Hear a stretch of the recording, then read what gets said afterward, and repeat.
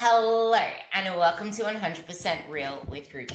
Today I have Jeb Johnston back on. We dive deep into so many of the emotional tangents, the psychological tangents that make our physical outcomes a reality, because the things that we want physically, that isn't going to come without fixing the inner shit, without fixing the behavioral shit. It's not about trying to get somewhere in particular. It's more so what is stopping you from getting there. What are the actual obstacles? You can try as hard as you want, but why have you not succeeded in the past? We set these intentions without thinking about what is going to get in our way. Where have we failed in the past? But if you want to break that cycle, we need to strip things back to the bare fundamentals of, okay, so where are we self-sabotaging here? How can we create a bridge between where you are now and where you want to be so that we stop a loop, so to speak? So with that, Jeb, introduce yourself and break down the bare basics of what actually is goal setting. Yeah, my name is Jeb Johnston. I am a nationally board certified health and wellness coach in the U.S. In a place called Charleston, South Carolina. I think I was probably still a Brooklynite in New York when we talked last. I'm not sure. I've been down here for a few years. But really, what I work with people on is a little bit more of for lack of a better term at this point. I mean, I hate the term, but it's kind of life coaching. If someone had told me I was going to be a life coach years ago, I would have punched them in the throat. But it really is kind of what it is that I do and what I work with people on. And I think that within that context, we're working towards, most people do come to me with this idea of intentional weight loss. We don't, in my practice, necessarily work a lot on what we would call intentional weight loss. We focus kind of on all of the other things that contribute to a difficulty with weight maintenance and weight loss. And so when we talk about goals, I think goals have become very much almost overly analyzed in some aspects in the fitness and nutrition space, simply because those of us that work in this industry are usually pretty like goal oriented. We're very good at setting outcome goals and then contributing the processes that get us there. And so for a lot of us, it isn't something that really seems like a difficult thing.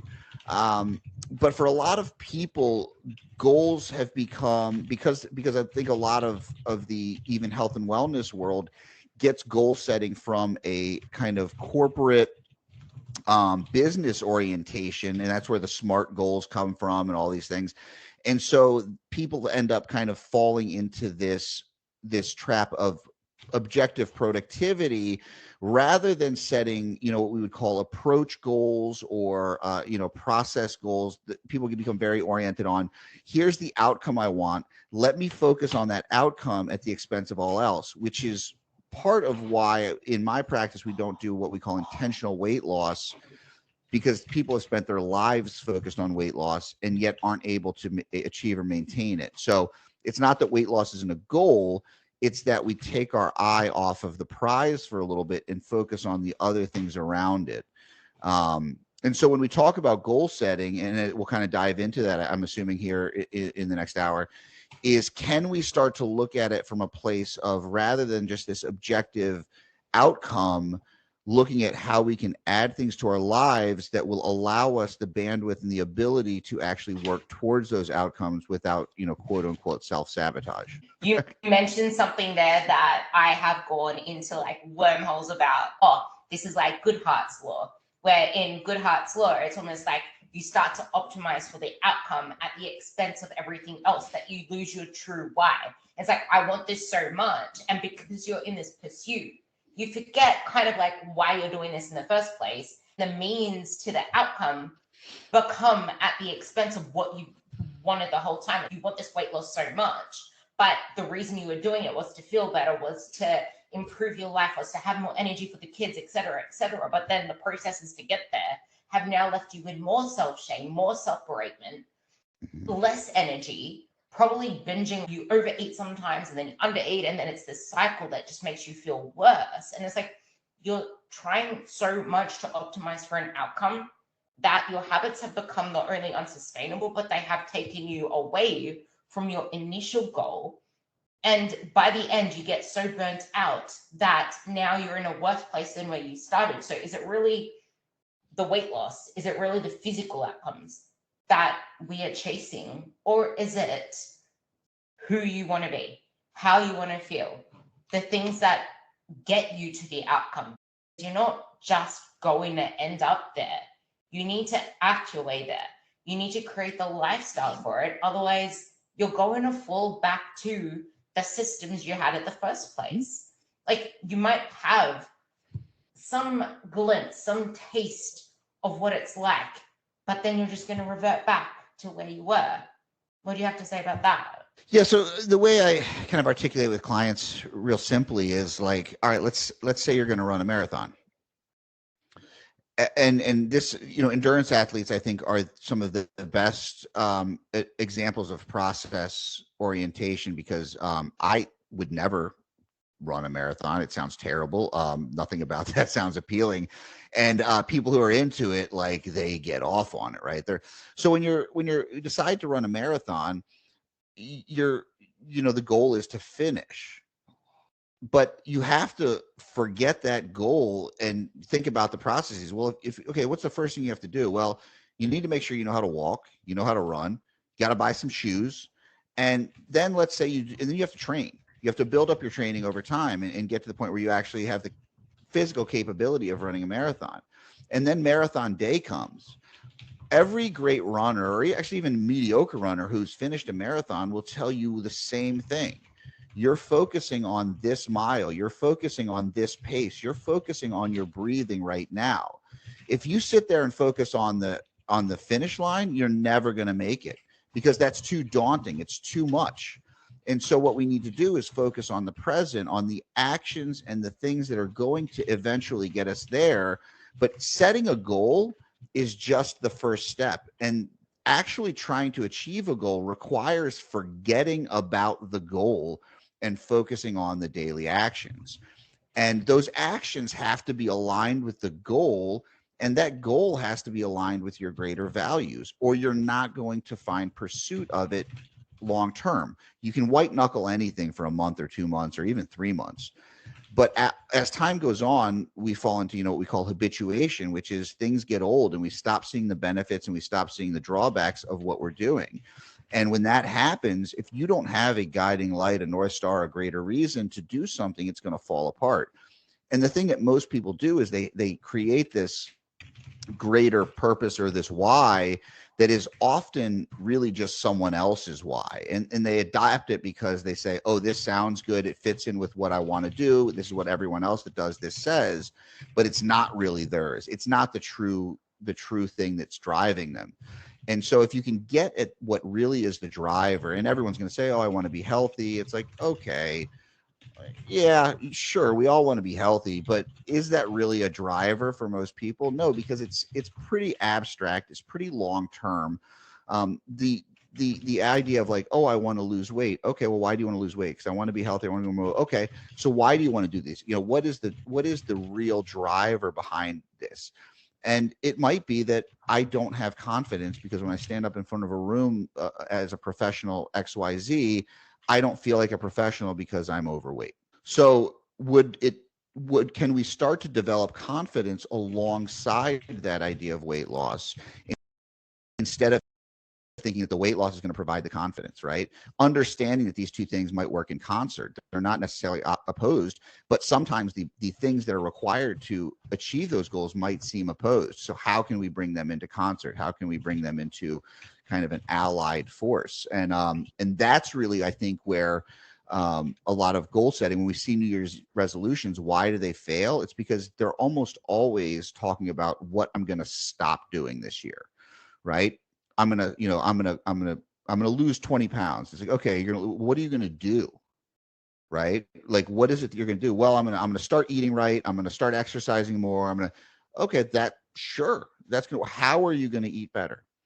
What does that look like? How are you going to make sure that you're able to maintain that? How are you going to have the mental bandwidth? Okay, you're stressed out all the time. Is it realistic that you're going to be able to stick to a restrictive diet by being stressed?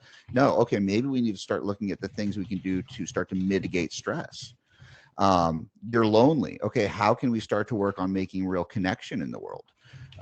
These are the things that are actually driving behaviors, because everyone will say, like, I work with people on emotional eating. Guess what? Everyone emotionally eats. It's part of life, and it's everyone will say, like, oh, I don't really have a problem with emotional eating. Well, maybe you don't have a problem with it, but you do it. Everyone does. We all have had that point where it's like, man, I'm stressed out. That bar of chocolate looks great. I'm gonna eat the whole thing. And so understanding that, like, we think, I love the quote that people think that we're rational, logical creatures that are sometimes privy to bouts of emotion, when in reality we're emotional creatures that are sometimes privy to bouts of logic. We make decisions based on emotion. And so if we're not in touch with those things, it's going to be really difficult when times get tough, when things get stressful, when life doesn't work out the way we expect, to be able to stick with those linear, logical progressions and not default to that emotional state. Yeah, it's actually what you just said there at the very end, default to that emotional state. Because at first, I want to go back to the marathon thing. At first, I never understood why people brought up marathons and all of this. Like, when I read the Do Hard Things by Steve Magnus as well, I'm Great like, book. why the hell is he talking? Yeah, it was. I started it, and then I'm like, no, this is a stupid book. I'm not going to read it anymore. And I went through that cycle twice, and then I finished it. I'm like, nah, I'm recommending this to clients. It's amazing because it changes the way that you view hard things and do hard things. Like, you need to do hard things, but the concept of what we have been, like, taught to believe about doing hard things, like, it's grit, grind, go hard, go home. It's like, no, it's not. It's, you need to choose your hard, yes, but doing hard things isn't about forcing something to make it start working. It's about making you thrive in an environment that facilitates where you want to be. It's like, how can you, is it either zooming into the process itself to, I'm going to get you to expand on it a little bit more as well. So flag this, because I want to get your take on this, but I have more to say. But it's like, if you look at the way that they used to speak to footballers or like baseballers, whatever, like the typical sports was, you need to, like, haul it. I'm going to test you to your absolute will. And then they end up burning out and it doesn't become something sustainable. And that's typically the way that people go about their goals, where they force themselves harder and harder. They make themselves grit and grind. And if I think about, because I got into this whole thing with comp prep, and this was back in like 2015, 2016, 2017. And I was in Facebook forums where it was, if you're not suffering, you're not trying hard enough. If you're not suffering, you don't deserve to win.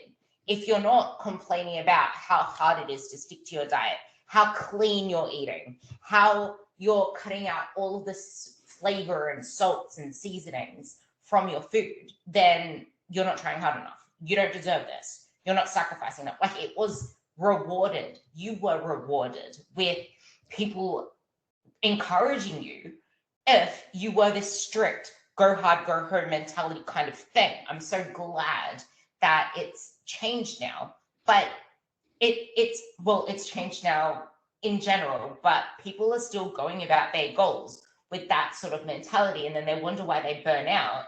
And if you keep doing this cycle, this is what I call weight loss resistance.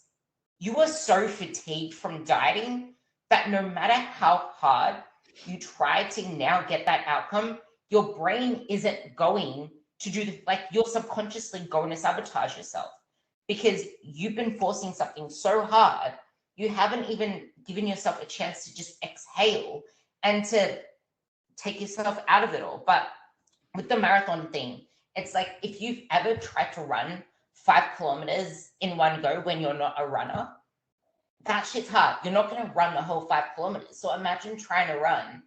I did not calculate 5 kilometers to miles. I'm sorry, but I did calculate 40K just then while you were talking. So I will speak about that. It's like 26 miles or 40K. If you can't run that 5K straight away, how do you imagine that you're going to run a whole marathon off the bat? You don't just run a marathon because you decide, I want to run a marathon. And as much as I didn't understand why people would refer to it, like I was saying, but this is the same with weight loss. This is the same with your goals. Like, it's not a short stint. This is something that you want to make last a lifetime. And it's not a simple process to just run a marathon. You need to learn how to fuel your body, how to recover, how to pace yourself.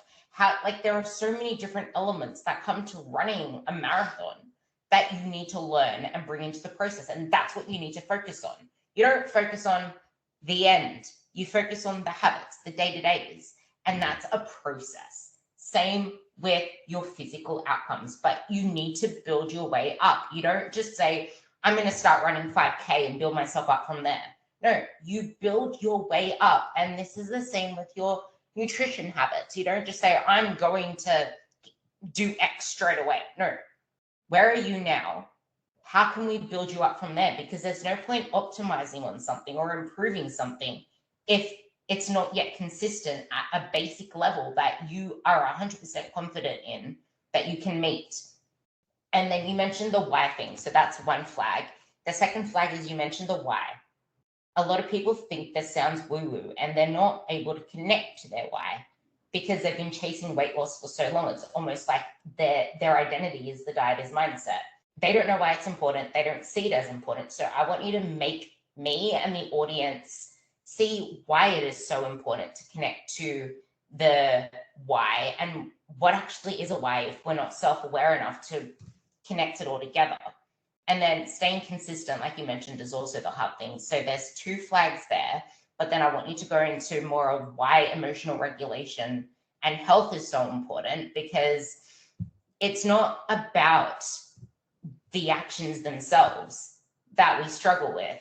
It's about what actually throws us off and how do we respond to what throws us off, which is usually emotional health. Yeah. So for point one, kind of just about those habits. Again, I think it's like perfectly articulated there, right? And that's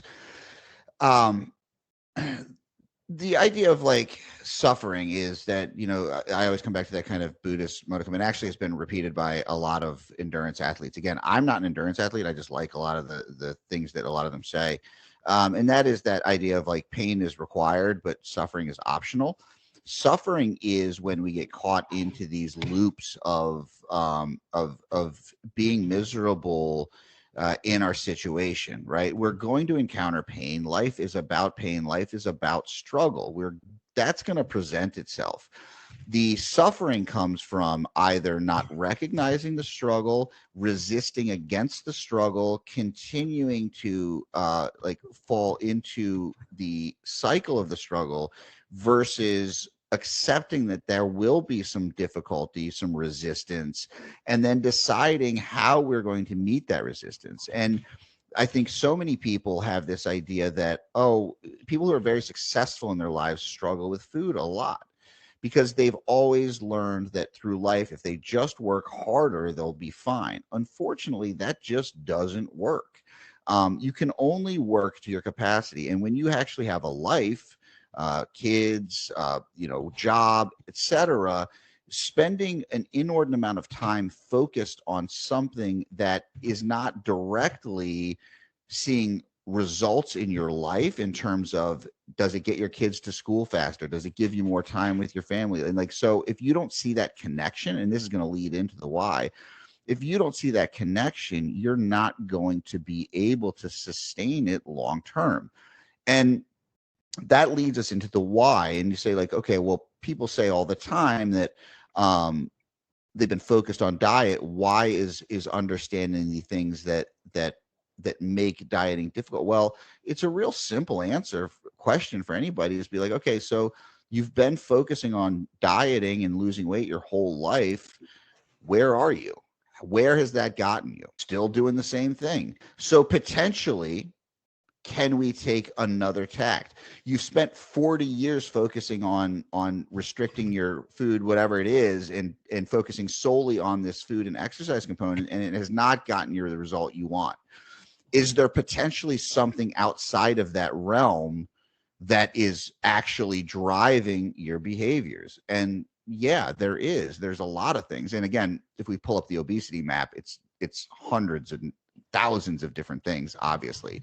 But that's, that's we can't address all of them. And so what are the things that drive human behavior? Well, first of all, people think that they're sabotaging themselves. Oh, why do I do this? Why do I overeat? Why do I binge? Why do I emotionally, etc.?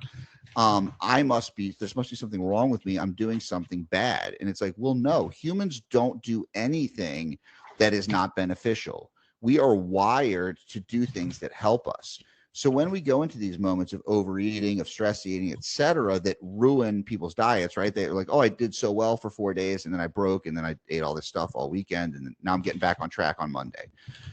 That's a protective mechanism. In some way, shape, or form, that is helping them to avoid physical or emotional pain. And so that is why people do the thing. But then they look at it as bad. So what do? I'm going to stuff that part of myself away. I'm just going to ignore it. I'm going to say, that's wrong. It's bad. And then that part of you that has been protective, and that could be the perfectionist part of you. That could be the critical part of you. It could be any of these things. It's thinking like, hey, I got you to where you are. You are successful because of these things. You're not going to shut me down. And so then it takes over, and then you end up in another cycle of emotional eating or overeating or whatever it is.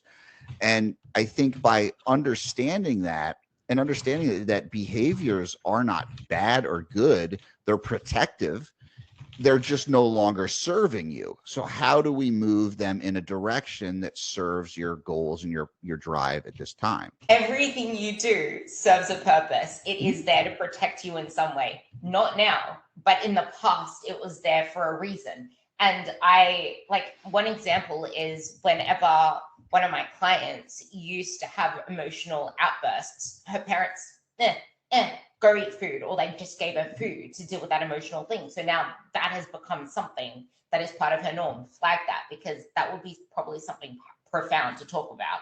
But these perfectionists, mindsets, these criticism that we keep putting upon ourselves, we are the hardest we will ever be on ourselves. We will never speak to our best friends or our kids the way that we would to ourselves. Yet we don't even blink at our behavior to ourselves. And I don't think anyone is immune to not being critical on themselves in some way or another. If it's not in this aspect of your life with health and fitness, it's in your careers, it's in something. But something that I can relate to, which I feel like you can probably talk a little bit on, but when I was in, let's just say when I was in high school, I wanted to get into a particular degree in university, and they only selected 10 people out of the whole state to get into there. So for me, it was, I need to work my ass off. I used to say no to everything that was social, that was, just living life. Because I grinded so hard, it worked for me. I got into it. But it's like, as soon as you get what gets you from A to B, it's like, this isn't something that you need to keep on applying. It only serves you for so long. But then what? What you do to get from A to B, yeah, okay. That initial, what's the word I'm looking for? The activation energy. That's what I was looking for. Okay, back to what I was saying. I was rambling until I found the word. The activation energy to get you to a certain point is exactly that. That's the activation energy. But then there's the maintenance energy, which doesn't really require as much as the activation energy did, but it does require you to stop, reflect, and ask yourself, what is it that I need now to keep me going, to make sure that this is a sustainable practice? Like, for example, when you drive your car, you actually, maybe not many of you, but just pretend you had a manual. You'll put it into gear 1. That is a much higher horsepower. And then you put it into gear 2 and then gear 3. And they go down in horsepowers to allow your car to, just not churn as much energy and fuck up your engine. That's the same with you. except most of you are redlining on gear one, and you don't expect your engine to friggin' just. Yeah. So what I think happens is we think of our goal acquisition in the wrong sense, because we think about it as a finish line in anything. And there's only one finish line in life. And The after coffin. that, yeah, there's no more goals. So we have to, and I think part of it is that we're there's a culture of productivity, even within self-development, which is kind of where I find myself. It can become a drug of its own. It's constantly trying to become more, constantly trying to just do. And in reality, we want to develop the self, we want growth, we want things, but we need to predicate that on our own set of values. And I think most people predicate their goals and their values on an externally mandated sense of what they're supposed to be. And so it feels very disconnected from who they are. So what happens is we know through the stages of change that after maintenance there is a stage of relapse. Now, what that can be is someone can get stuck in this cycle of going through the stages of change and relapse back to the beginning. But in reality, that's not usually what happens. People make 5 steps forward and then they take that step back after the maintenance phase and they feel like they failed. When reality, I like to look at it rather than this like just circular phase, is if people are doing it right, it's like concentric circles that move upwards. And as you move to that next circle, you are going to relapse a little bit because now you're at the bottom of a new stage of being, a new phase of your life. And so it feels like you're starting over, but you're at a new level. You're elevated from where you were. And so things feel difficult again, and it feels like you're starting over, but you haven't lost all the knowledge and the wisdom and the experience you've gained in the process. You have all of that at your disposal. You're not starting over from square one. Rather, you're at a new mile marker. You know, when you run that marathon, it's not about when you finish the 40 kilometers, you're done. It means that no, now you have a new race to run. But guess what? You're probably not going to start from the starting line of that. You're probably going to start, 5 or 10 kilometers back, because that's the requirement of what we have to do to learn the lessons that are going to be required to move through this next phase of development. People think that the relapse is the problem, but the relapse is how we can test our skills that we've learned over the process. If you never are tested, you're never going to know whether or not you can do it. And so I think, again, destigmatizing this idea of quote unquote failure or behaviors and taking away the moralistic aspect of it allows people to look at their growth, and then in turn the struggles, the obstacles, and the failures not as starting over, but rather a chance to practice. Because I call what I do a practice. I call what my clients do a practice. Everything is a practice. We're not in the Super Bowl. This isn't the last shot we have before they put us in the ground. This is just practice for tomorrow. And as long as we look at it like that, it takes the pressure off trying to win, and it just places on like, how can I practice a little bit better today? Yeah, it's about staying in the game as long as you can, but we take ourselves so seriously that we forget the fact that we forget our real reason we're doing this, that why thing. This is where the why comes in again.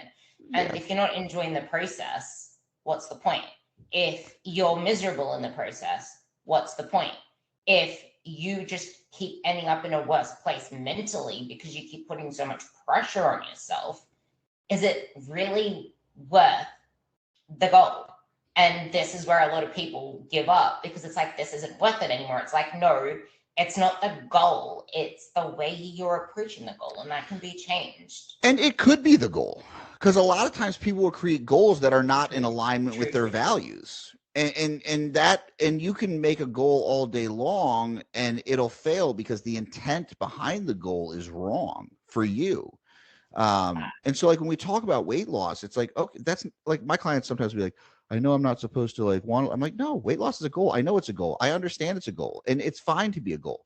It's the intent behind it that is going to drive whether that goal is appropriate at this time. Why do you want to lose weight, right? And when we can get to the real reason and we can start to get to the obstacles, then we can focus on the task at hand. But if it's always like, because I think that in some way, shape, or form, you know, people are going to love me or XYZ is going to happen, well, you know, there's going to be disappointment because you're going to get to that goal and then all of your life's problems haven't been solved. And you say, well, shit. And that's why we see so much recidivism. We see people that lose an extraordinary amount of weight and gain most of it back simply because they got to this point and they didn't see the benefits that they thought were going to happen to them, or they actually found negative connotations, right? And so we need to prepare ourselves emotionally and mentally for that in order to be able to maintain something that is a new state. It's a new state of being. And if you're not prepared for that, it's like anything else. You're gonna run into a pretty hard time.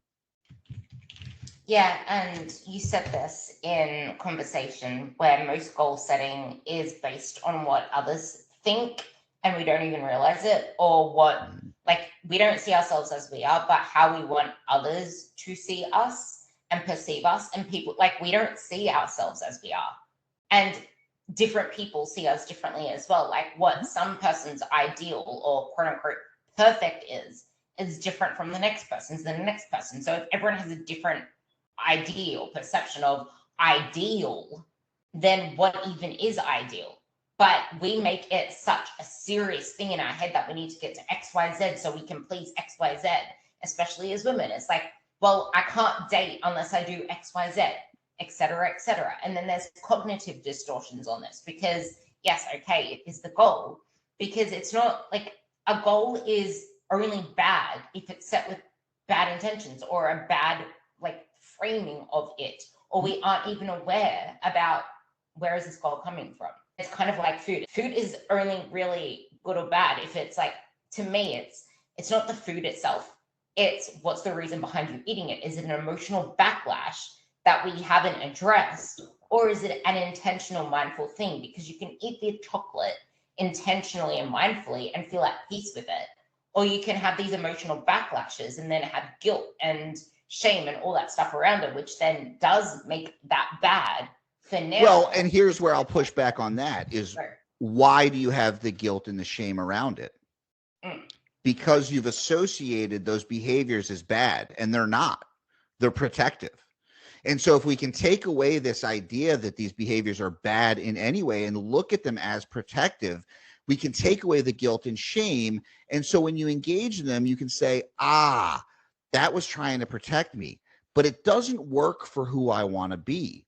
So how can I find something better to start to manage these emotions, to start to understand them, to start to be more aware of them? And then I don't engage in them, because when you do engage them and they're filled with guilt and shame, then what happens? Well, guess what? You're going to do it again tomorrow because you have this feeling of being disconnected and guiltful and shameful. And so the first step, the same way there's no good or bad foods, there's no good or bad behaviors. If we take away the moral implications behind things, it helps us to understand them. Now, obviously, I'm not extrapolating this to everything. Like, I still think like killing people probably is not something you should view as neutral. So don't go out there and say, I listen to this podcast so I can go rob my neighbor. But I think looking at like in terms of food behaviors is like, there's nothing shameful about them except for the stipulations we've placed on ourselves, which actually sets us up to stay stuck in the cycle, ironically, because people look at, and I think that's where acceptance has been so bastardized, is people don't understand what acceptance is. They're like, that is passive, it's just giving up. And it's like, no, acceptance is likely the hardest thing you're ever going to do. And it is going to be a daily, maybe hourly practice, because what acceptance is saying, no, I should have done this. I could have done this. If I'd only done this, I'd be here. It's like, no, that's fine that you could have, should have, would have, but you didn't. And here you are in this moment. This is the reality of the situation.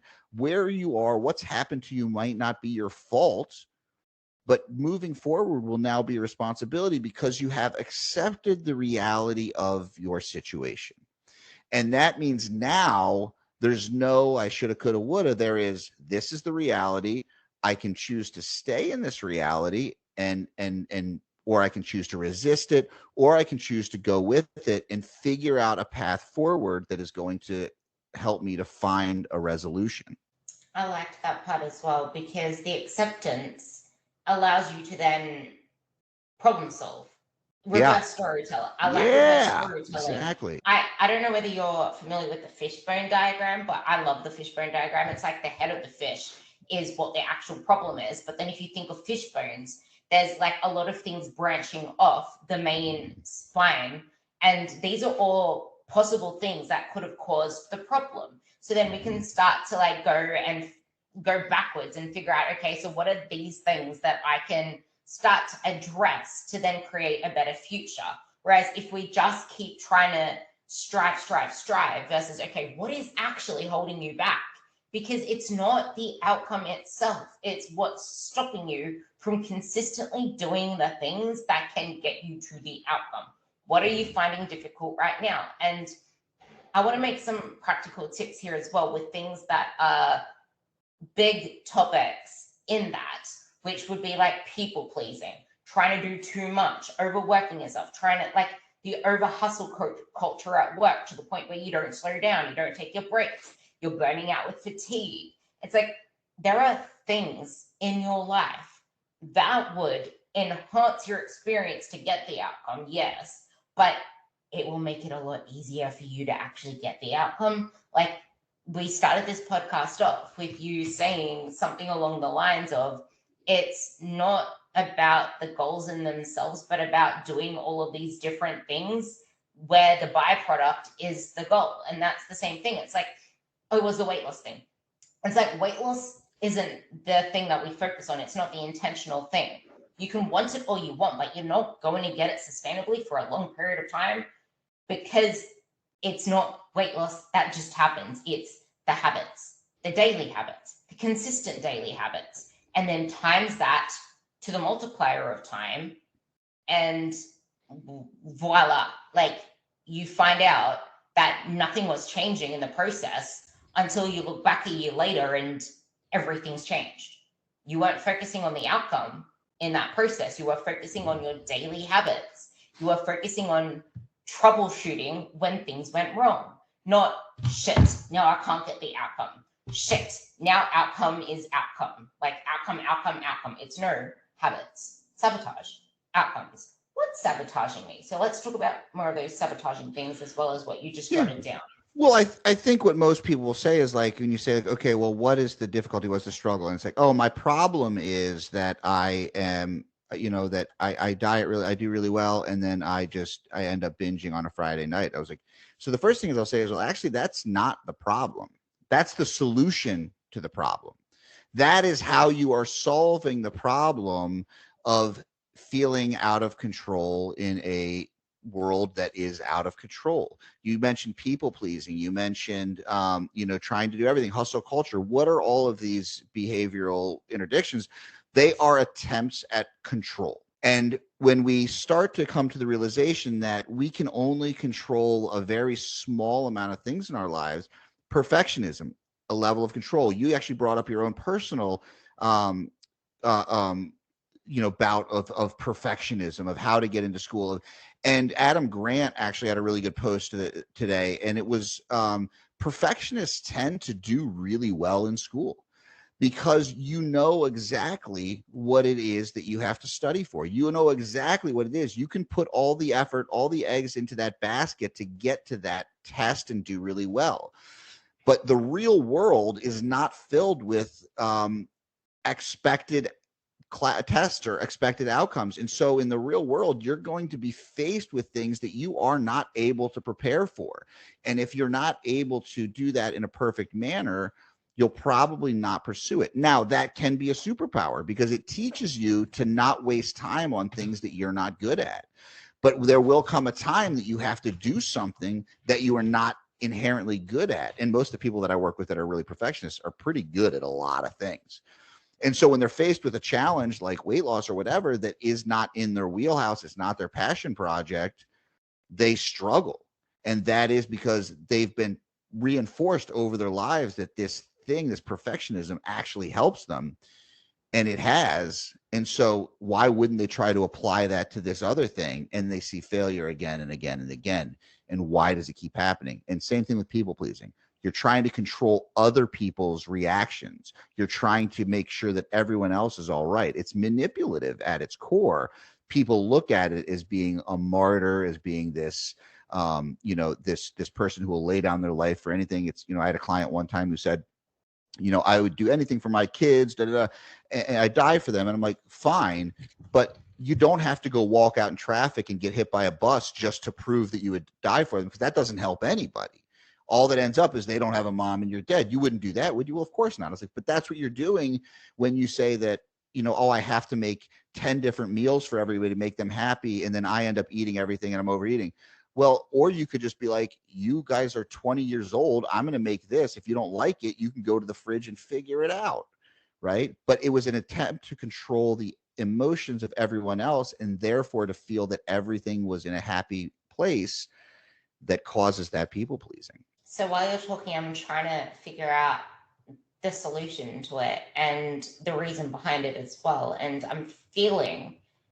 I want you to expand a little bit more on it, because I think that, I don't know whether you see it as well as one of the really big things that women fall to, because do you see it as like one of the main things? But yeah, so they see it as a value. I see it as women don't know. Well, let's just say people who people please, they don't trust themselves to deal with the outcome of anything other or anything they can't control. So then they do everything in their power, kind of like weight loss. It's like you do everything in your power to not try to gain fat, but then trying to control it as much as you can leads to less control. And then you stay stuck in the cycle because you've been trying to have so much control that when there was no real structure that you planned for, you didn't know how to handle it. There was Brad Stulberg, Master of Change. Something he says in that one is you need to have rugged flexibility. Like, yes, you need to have the systems there. You need to have the structure there. You need to have your plan there to control. But the meaning of control, not really the meaning of control, but like in the context of real life, having some sort of plan, the optimal plan allows for you to be adaptable, to be resilient when life happens, because then it really isn't optimal if it breaks, because you haven't learned how to make it more supple. It's just rigid, if that makes sense. Yeah, it's the old Mike Tyson quote. Everyone has a plan until they get punched in the face. What are you going to do when you get, and guess what? You're going to get punched in the face every day. You're going to get up, you're going to walk out the door, and something's going to happen. It's going to punch you in the face. And if you are rigid, you're going to fall right over. You're going to hit on the chin. You're going to go out cold. But if you are flexible, if you're malleable, and you realize that a plan is only as good as it goes, then you understand that that is like the idea that we're going to optimize everything in our lives. And I don't know. I think that's a wasted life personally, because cool, you'll live to 120 or whatever these guys say they're going to do, being just a fucking weirdo for 100 years. Like, okay, like, does that sound awesome? Not to me. And so and back to the idea of why are most women, people pleasers? I mean, society has pushed that, right? Like, I mean, you're taught from a very young age to not be too loud, to not be, to be emotional, but don't be, only emotion you're allowed to have is crying, right? Like that. Don't get angry. Don't be aggressive. Don't be upfront. Don't tell people your needs. Understand what the needs are of everyone else. Make sure you're taking care of everyone else. Make sure everyone else is happy. Make sure everyone else is taken care of. That's your role. And men face a similar thing, is like your only acceptable emotion is anger, right? And rage, and that's acceptable. So as we start to open up the range of emotions and being acceptable with dealing with those, it allows for a little bit more malleability in your response to those stresses. Yeah, and nothing is easy. I love the way that you said that as well. Like trying to learn how to deal with emotions that you haven't really allowed yourself to feel or to put into practice is a really freaking hard thing. And I think, you want to talk about doing hard things? That's the hard thing.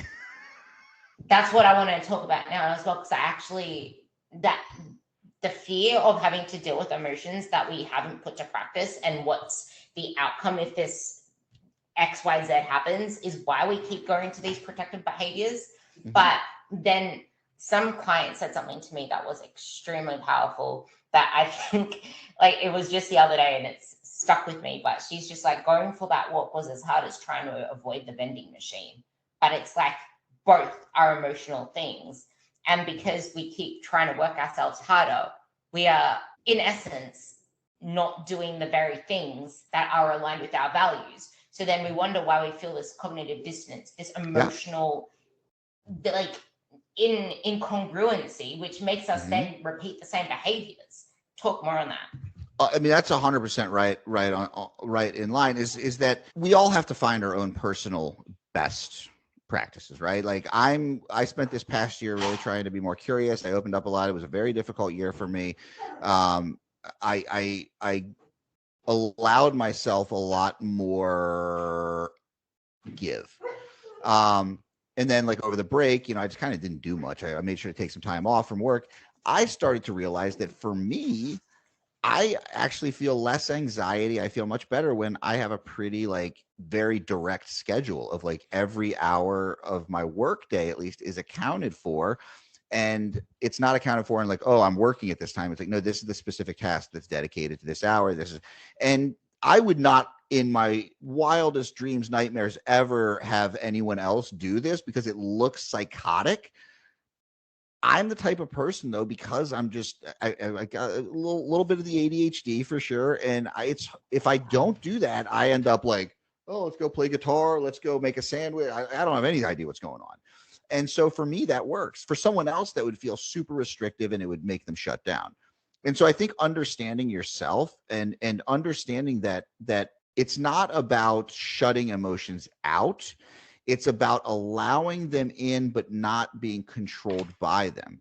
Because emotions are simply all of our prior information directed in order for us to make decisions. We always want to talk about logic. Logic is great, but logic sucks at making decisions. Logic gives you all of the options, and it is linear, and it is slow, and it is very direct.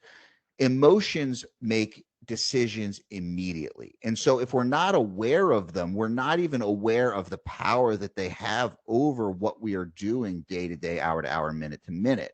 As we build that awareness of them, we can stop looking at them as bad or good or whatever, and also not seeing them as us.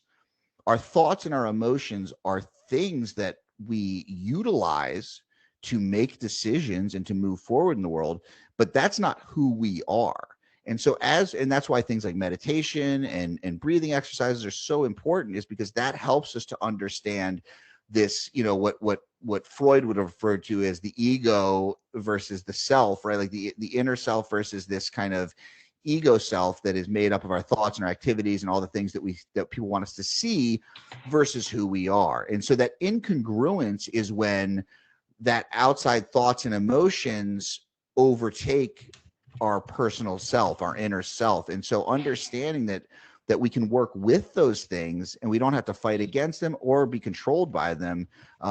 Thinking about the rider on the horse, like I was telling a client this morning, is this idea like a racehorse is a powerful, wild, insane thing that if let free could go and just wreck everything in its path. But with a controlled rider, all of a sudden, with the training, you have an animal that can win a race, and that furious, uncontrolled, unbridled emotion, which is the horse, now has a rider that isn't telling it to not live, but directing it in a way that gives everyone a shot to kind of get to that finish line. It's kind of like with dogs as well. You have to train them to. Yeah, mine are out there barking because she's mad that I'm inside with my door closed. Yeah, I just, whenever someone comes, my dogs always go crazy as well. And that's the thing, like something you said there that I think was actually powerful is when you allow yourself to not be controlled by external outcomes, that is, well, you're going to be influenced by them all the time. Mm-hmm. But it's how are you going to then let that dictate your next decision? And this goes back to that acceptance piece as well. But for me, it's like most people don't realize that they lack so much self-awareness. And I feel like the most successful clients I have are the ones that prioritize building up their self-awareness. But this is where the barriers come in. This is where focusing so much on the outcome will never get you there. Because it's like, okay, where are the barriers? The barriers are this very thing around self-awareness. But what's stopping you from working on your self-awareness? I don't have time to do X. I don't have time to do Y. I'm too busy with work. I don't have time to take a break for myself. They're all protectionist things to control an outcome, but there's something that I wrote down ages ago because I went looking for your name in my Google Docs because I always create files with podcasts. So I don't know when the heck you said this, but it's my favorite. So your inability to manage them. Obviously, I think that was talking about emotions and et cetera, et cetera. You feel out of control, so you reach for something to help you feel in control. And then when that no longer works, because obviously the outcomes have caused you more pain, because usually when you go for food, it's like, yeah, it worked then, but then 10 minutes later, 10 hours later, that's not working. So then you look for control elsewhere. And then food, et cetera, that's short-lived. So then ask yourself, why do you keep trying to control the world from the outside? Why aren't you addressing the actual causes? And something you said, I got told to read them out. I've only just started reading literally January last year. And now I'm going to like ask you for books at the end of this as well. Because I think self-development and reading books like this is where it's like, are you going to create time to allow yourself to become the person you want to be? Because self-development and building the awareness of just getting different perspectives, making you think differently is probably the best thing you can do for your physical outcomes.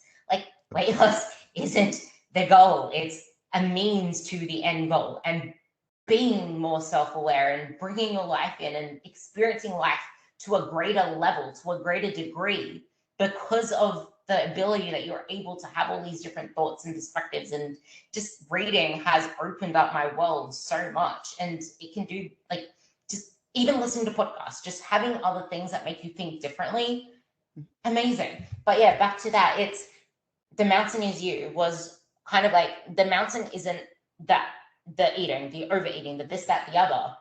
The mountain is you. Like there is a reason you are doing those things. Those things are there because you haven't addressed something in the past. You haven't addressed something that's beyond the physical manifestation of whatever it is that's stopping you from getting you to where you want to be. Because anything is possible if you figure out why you keep doing the things that keep getting in your way. Like, why are you finding this really hard? What is stopping you from going out on your walks? Why do you keep going for your consistent walks for 1 week and then going back to old behaviors the next week? Like, what are those things?